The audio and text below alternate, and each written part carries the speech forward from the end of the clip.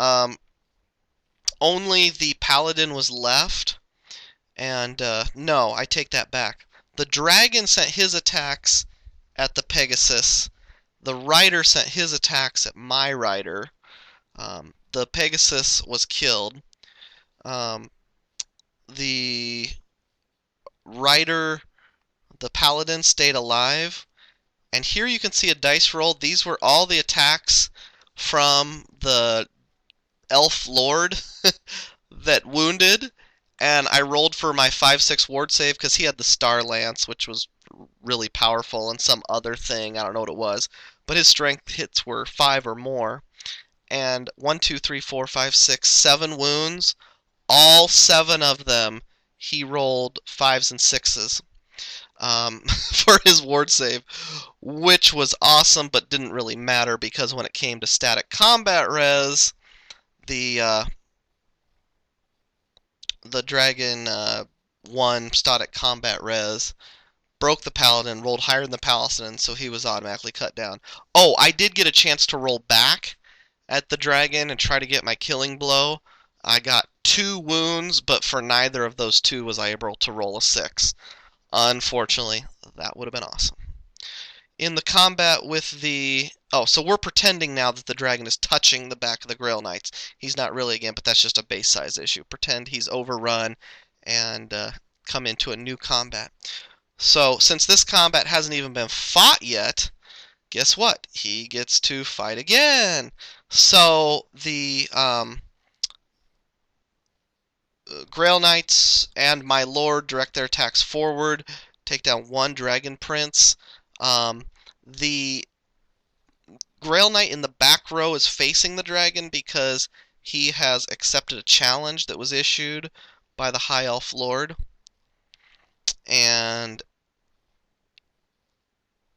I don't remember what happened with him. I'm sorry. But for this turn at least, the combat sticks. Over here, you can see... Let's see, this must be the beginning of my turn now. I'm sorry about that. I charge the white base-coated Shadow Warriors. They opt to flee, and flee far enough to escape. This was kind of funny. I was hoping to get lucky, looking for a little combat res.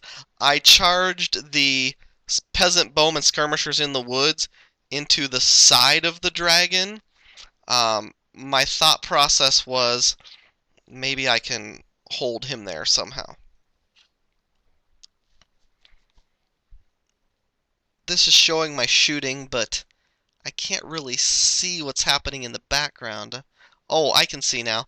All those bowmen shot at his mounted level 2 wizard, the one with the lore of metal, and they did manage to put 1 wound on him. So they're pretty proud of that accomplishment. Oh, yep, and there's a close-up of the 1 wound they put on the guy, because he did not join that unit of archers. He's just really close to him. You can also see in the background that at this point the Grail Relic has turned around to face the action. You can also see that the questing knights have charged the bolt thrower on the left, but I didn't take a picture of that specifically. Sorry about that. I realize that I need to pick up the pace a little on my commentary here, or else I'm going to run out of time. This picture's out of order, but I did charge the men-at-arms into the archers and lost 1 to stand and shoot. The combat between the Pegasus Knights and the Silver Helms didn't go too well. We each did a wound, but he outnumbered, so I lost combat by 1. The roll at the bottom shows my first roll. I rolled boxcars for their break test. BSB's nearby, so I get a second roll. Rolled an 11 for that one, so great job, Chicken Riders.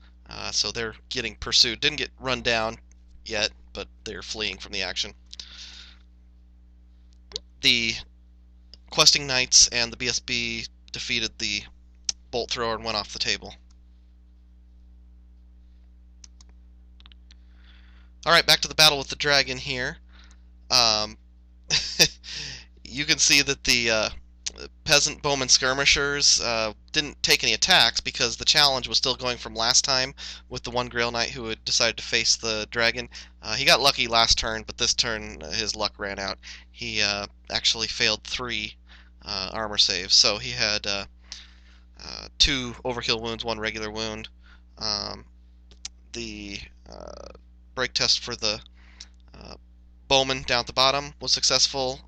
Lost the level 2 mage that was in this unit, and he has 1 Dragon Prince left. The Dragon Prince that's left holds, so combat sticks around. Except because that middle piece is now out, the Grail Knight that was accepting the challenge, now we have 2 separate combats, so that'll matter next round.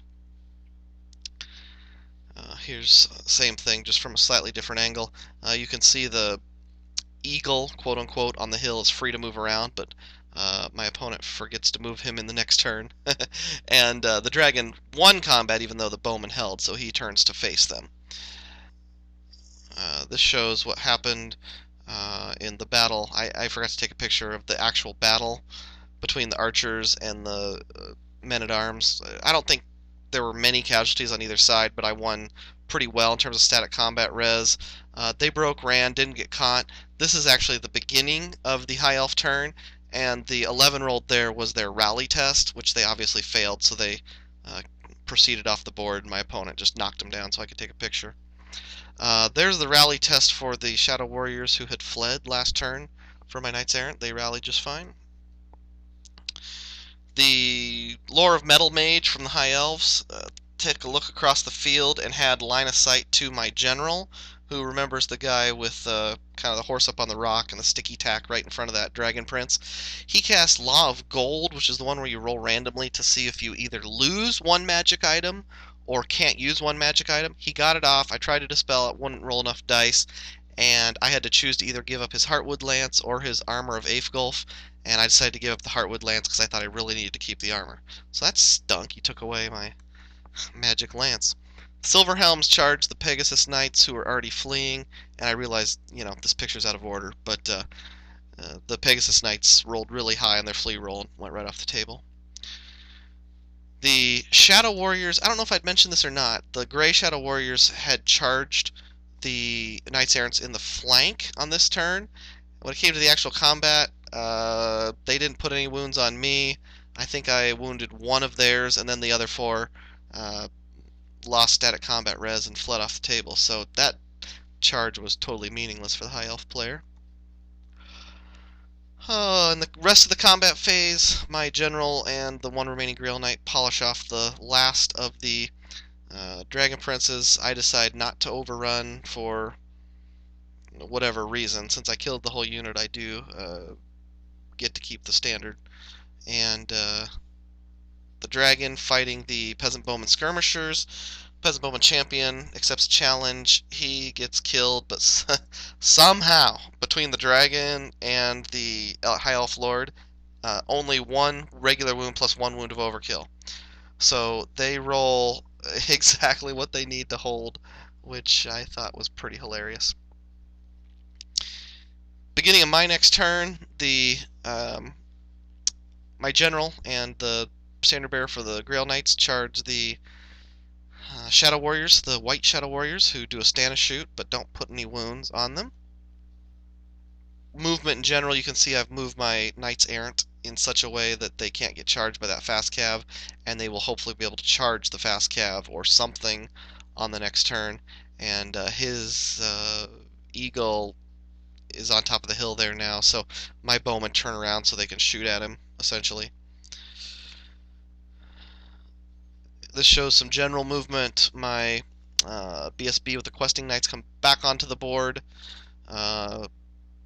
The Grail Relic is just kind of creeping up in general. Not real sure what I'm going to do. I might charge that level 2 mage if he doesn't move next turn. And then the Men-at-Arms are going to charge the Bolt Thrower next turn, so they're now facing to the right of the screen.